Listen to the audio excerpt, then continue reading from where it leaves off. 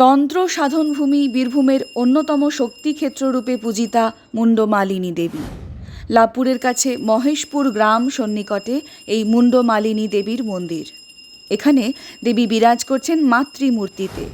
বাসন্তী পূজায় প্রতি বছরই এখানে মহাকালী, মহালক্ষ্মী, মহাসরস্বতী এই ত্রিগুণা শক্তির পূজা করা হয়। সেই পূজা উপলক্ষে বসে মেলা। ভক্তবৃন্দের সমাগমে মুন্ডমালিনীতলা তখন এক অন্য রূপে ধরা দেয়। কিন্তু কে এই দেবী মুন্ডমালিনী? মা কালীর ত্রিগুণ মূর্তি, ত্রিগুণ মূর্তি। কখন থেকে শুরু হয়েছিল এই সাধনা? মুন্ডমালিনীতলা কম করে 2000 বছর পুরনো। কে ছিলেন তিনি, যিনি এখানে সাধনায় সিদ্ধি লাভ করেছিলেন? যিনি প্রতিষ্ঠা করেছেন, আমার অনুভূতি যেটা পেয়েছি, খুব বড় সাধক। কারণ ত্রিগুণ শক্তি প্রতিষ্ঠা করা যার তার কর্ম।